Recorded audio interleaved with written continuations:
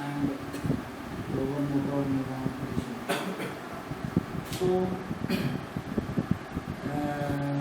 before going detail to upper motor neuron and lower motor neuron lesion, see how will you define lower motor neuron? How will you define it? Cell body is located in spinal cord and the peripheral part is actually the neuron. Suppose this is a spinal cord. Here, the neurons which comes out of the spinal cord or the central nervous system. The neurons which comes out of the spinal cord, and they are connected with a neuromuscular junction. So suppose if you take this is the spinal cord. Clear? Cross section of spinal cord, and suppose this is the muscle. Suppose we will take for example this as a biceps muscle. Clear? So the biceps muscle, it has an extrafusal fiber. Biceps muscle, extrafusal fiber, they are the contractile unit of any muscle. Extrafusal fiber. Clear?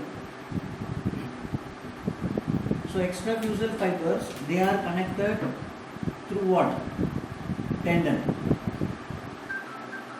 They are connected to the tendon. So there are thousands of extrafusal fibers in a muscle.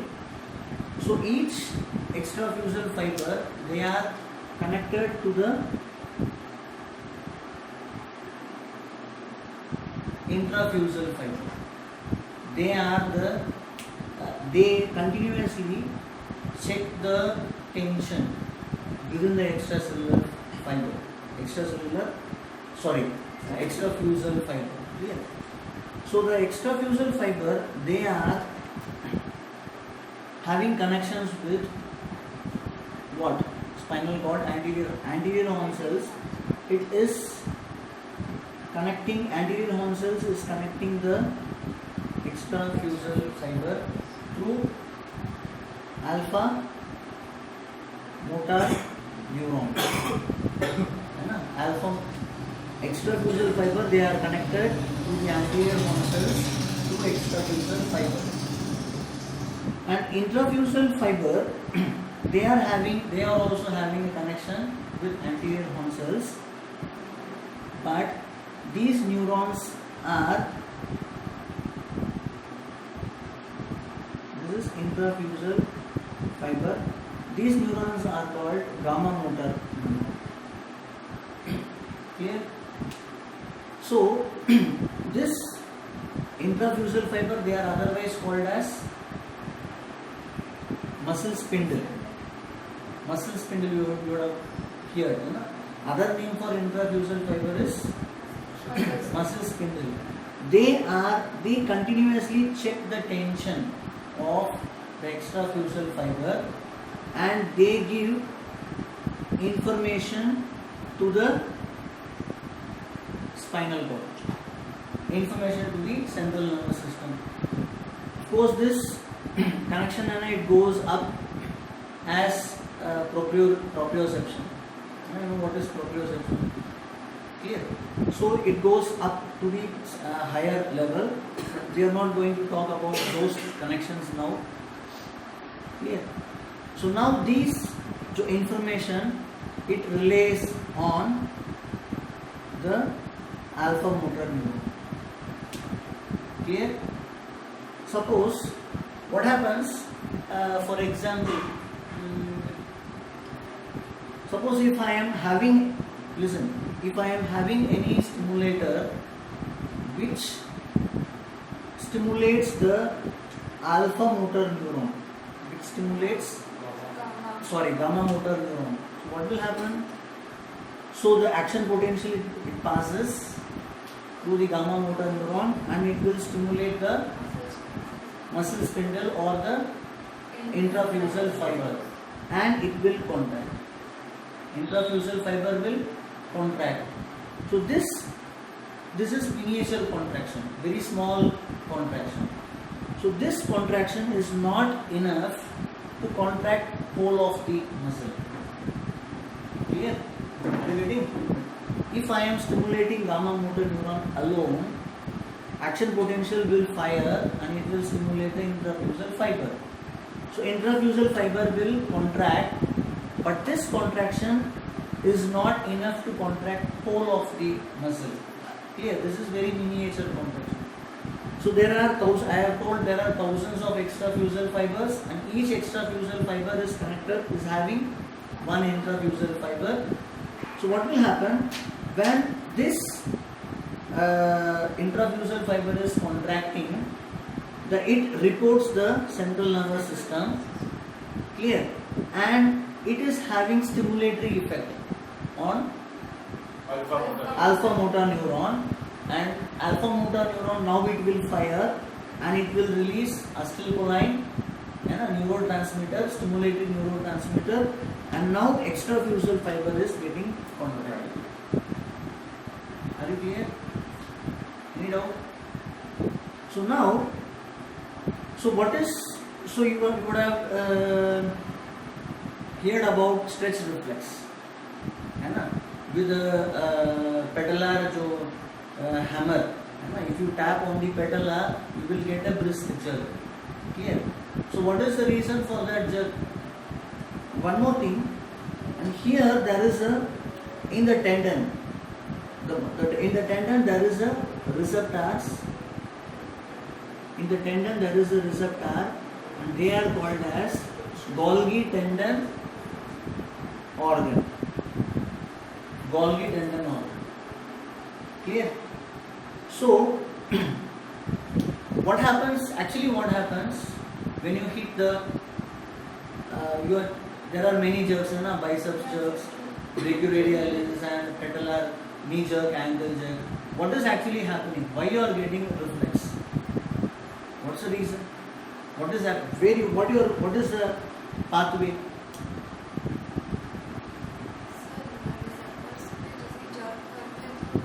Actually, by hitting you are not hitting the muscle, you are just stroking the muscle. When you stroke the muscle,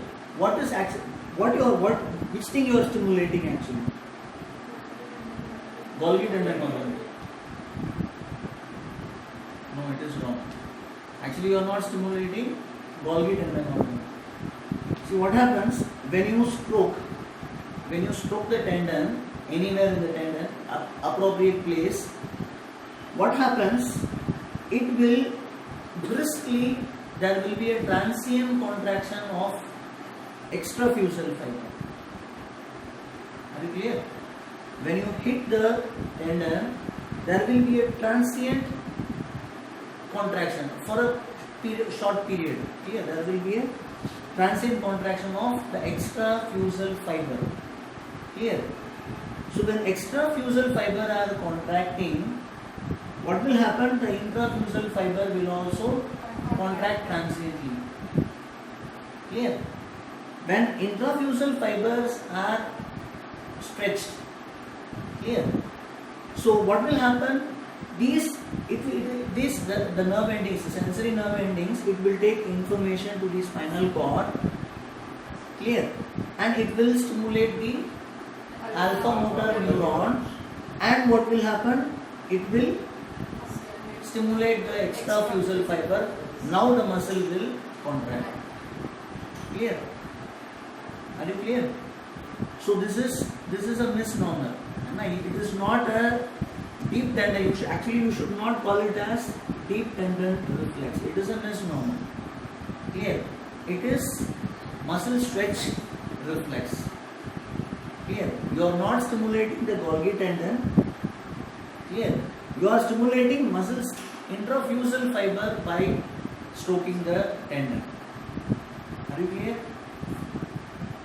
So when you stroke the muscle, there will be a brief contraction, transient contraction of intrafusal fiber.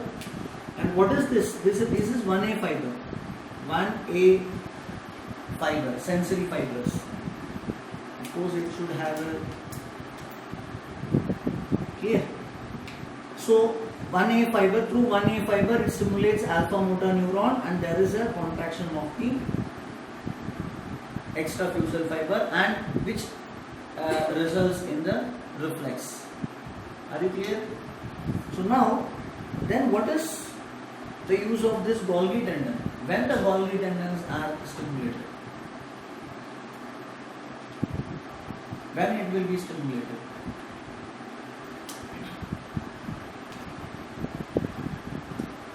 No idea. Listen, Golgi tendon organs, they are, suppose enough, I'll explain one small experiment. That is enough. Suppose I am holding a book. Some 4 or 5 books I am holding. So what will happen if I am holding the book? It will stretch the tendon, biceps tendon. When I am holding a books, it will stretch the biceps tendon. When biceps tendons are stretched, extrafusal fibers are stretched. Clear? When extrafusal fibers are stretched, intrafusal fibers are stretched. In this information goes through 1A fibers and it will stimulate the alpha motor neuron. It will release acetylcholine, that is, and the muscle will contract. Clear? That is why when I am holding the book in my hand, I feel some contraction in the muscle. What is the reason for that contraction? Tendon is stretched, extrafusal fiber is stretched, because of this intrafusal fiber is stretched, and again extrafusal fiber is contracted. Clear? Suppose if I am adding few more books, what will happen to the muscle contraction? Further it will increase. Yes or no? So what is the reason? If I add more weight, more stretch, more stimulation from intrafusal fibers, more action potential, more contraction. Are you clear? So as I am adding the books one by one, the muscle contraction increases. But a time will come, and suppose if too much weight is added, I will, without my knowledge, I will drop the book. Because in order to maintain the integrity of the muscle, otherwise the tendon will avulse. Tendon will avulse from the bone if I am adding too much weight. Clear? So what happens? This is the point. Now Golgi tendon organs are stimulated. Clear? Now Golgi tendon organ, they are giving information to the spinal cord through 1B fibers. Clear? So this neuron is connected to alpha motor neuron, not directly. They are bisynaptic. See, 1A fiber are monosynaptic. 1A fiber are monosynaptic and they directly have the connections with alpha motor neuron. But 1B fiber, they are bisynaptic. They are connected to the alpha motor neuron through interneuron.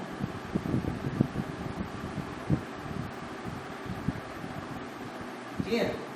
So interneurons are inhibitory neurons. They are inhibitory neurons. Are you clear? If I am adding more and more weight, what will happen? In order to maintain the integrity of the muscle, now what will happen? Golgi tendon organ is stimulated and they are connected to the same alpha motor neuron through interneurons, which are inhibitory neurons. Now what will happen? this alpha motor neuron is now inhibited. Clear? So when this alpha motor neuron is inhibited, then there will be diminished, or the action potential will decrease and the extrafusal fiber will relax. Why? What are you getting? So when you are hitting the tendon, remember when you are hitting the tendon, actually you are not hitting the Golgi tendon organ. Clear? So when Golgi tendon organs are stimulated, the muscles are inhibited. Clear? But when gamma motor neurons are stimulated, they will stimulate the muscle, because it is having direct connection with alpha motor neuron. So when alpha motor neurons are stimulated, or when the muscle spindle is stimulated, clear, what will happen? It will contract the muscle. When Golgi tendon bodies are stimulated, they will inhibit the muscle and it will relax the muscle. Are you clear? Get out. Now what is the relation? Why we are studying all these things in upper motor neuron lesion and lower motor neuron lesion? See, what is upper motor neuron lesion? So I'll draw the same muscle here.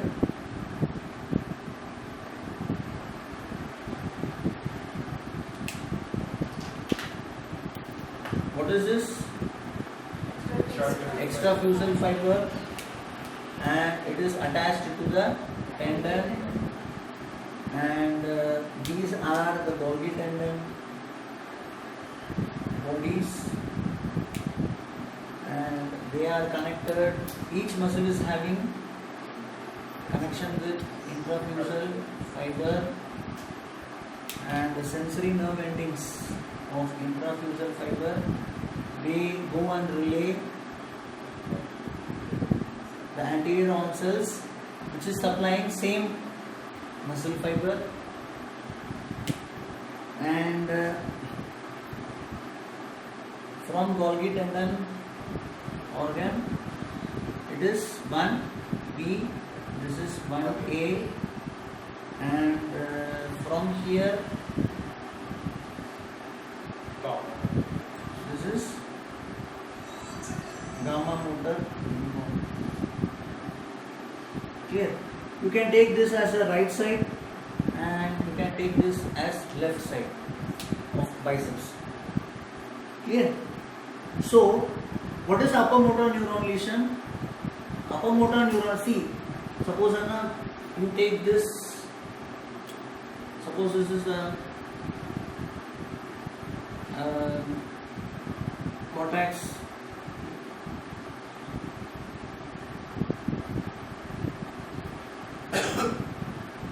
Okay. So the corticospinal tracts, they are connecting. See, alpha motor neuron and gamma motor neuron are connected to the higher centers. Clear? So suppose you take this as a corticospinal tract.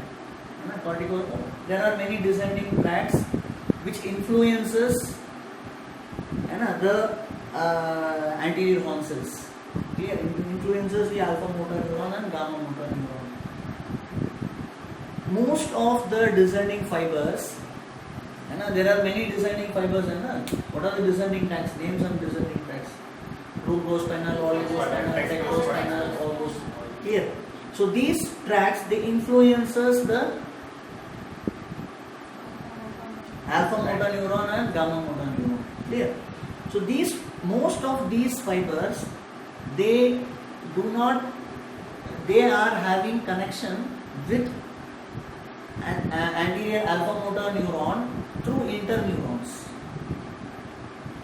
Most of the descending fibers, they are having connection with alpha motor neuron through interneurons. Clear? So what will happen if this neuron is connected with through interneurons, then it will be stimulated or inhibited? And it will be inhibited. So all the that is most of the fibers which are descending, they are descending from higher centers, they are connected to the alpha motor neuron through interneurons. So it inhibits the alpha motor neuron. Clear? So first I'll explain you the lower motor neuron lesion. So in left side we will take lower motor neuron lesion and right side we will take upper motor neuron lesion. Clear? So what is lower motor neuron lesion? The lesion should be somewhere soma. Clear? It may be somewhere in the root level. Clear? And it may be in the trunk, and it may be in branches, or the lesion may be somewhere in the junction, neuromuscular junction. So if the lesion is anywhere in the alpha motor neuron, then they are said to be lower motor neuron lesion. Clear? So we will be discussing 5 major differences between upper motor neuron lesion and lower motor neuron lesion. So one by one we will discuss. First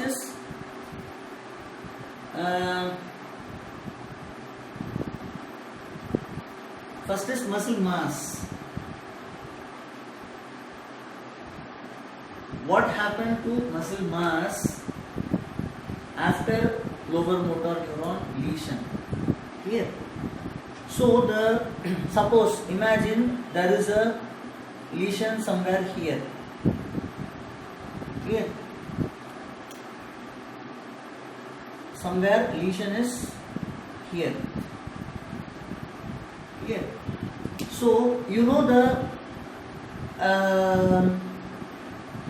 what is actually the muscle, the alpha motor neuron. It not only stimulate the muscle, it not only contract the muscle. Alpha motor neuron not only contract the muscle, it continuously spills some amount of acetylcholine and a neurotransmitter always. Clear? So always some amount of some neurotransmitters are released in the extrafusal fiber, and the muscle, that is the reason for normal tone. Normal tone, that is the reason for normal tone. So what actually happens if there is an injury to the nerve? Clear? So this release is not possible. The release of acetylcholine is not possible. Clear?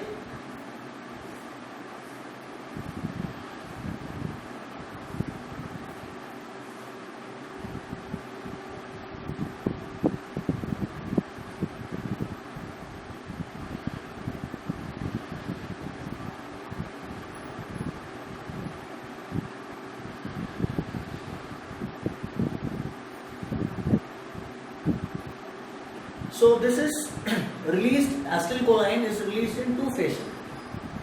Acetylcholine is released in two fashion. That is, this acetylcholine is necessary for the normal trophic growth of the muscle. This acetylcholine is necessary for normal trophic growth of muscle. So what will happen after lesion? After lesion, the release of acetylcholine is stopped, and which will, this is called as, there are two types of dystrophy, disuse atrophy, and there are two types of atrophy. What is two types of atrophy? One is degeneration atrophy, and second one is disuse atrophy. What is degeneration atrophy? Suppose after injury, the muscle is not used. What is degeneration atrophy? After injury, there will be a degeneration of the neuron post injury, and there will be degeneration of neurons. So if there is a because of degeneration, it is not releasing, it cannot able to release acetylcholine in the muscle, which will result in degeneration and atrophy. Clear? What is disuse atrophy? Because this muscle is not used properly, so there will be a atrophy. So there are two types of this atrophy you can see in the lower motor neuron lesion type. So what will happen to the muscle mass? 80% of muscle mass, 70 to 80% of muscle mass is reduced in lower motor lesion type of lesion. Clear? And what is happening in upper motor neuron lesion? Suppose if there is a lesion in upper motor neuron, what is happening? Now listen here. There is a information is always given to the spinal cord from intrafusal fiber. Clear? And this will stimulate the extrafusal fiber. Here there is no inhibition. Actually, what is the function of upper motor neuron? It inhibits the lower motor neuron through interneurons. Clear? So now this inhibition is lost. If this inhibition is lost, what will happen? The person will now there is no such injury to the nerve. Like as in lower motor neuron, there is no such injury to the lower motor neuron in the upper motor neuron lesion. Lesion is somewhere here. Clear? So what will happen? So the patient here will have only disuse atrophy. Patient will not have degeneration atrophy. Patient will have disuse atrophy in upper motor neuron lesion. So the mass will be less when compared to upper motor neuron. There the mass is reduced 70 to 80%. That is, atrophy is very high. But here also the atrophy will be present, but not that much when compared to the lower motor neuron lesion. Maybe some 10 to 20 or 30% muscle mass will be reduced. Why? Because here there is no degeneration atrophy. Here is only disuse atrophy. Clear? Second is tone of the power part of the muscle. What will happen to the power? Again, here it is lower motor neuron lesion, it is reduced, and here it is in lower motor neuron lesion it is slightly reduced, and here it is reduced. Clear? Power. Clear? This we will discuss later in detail. And third is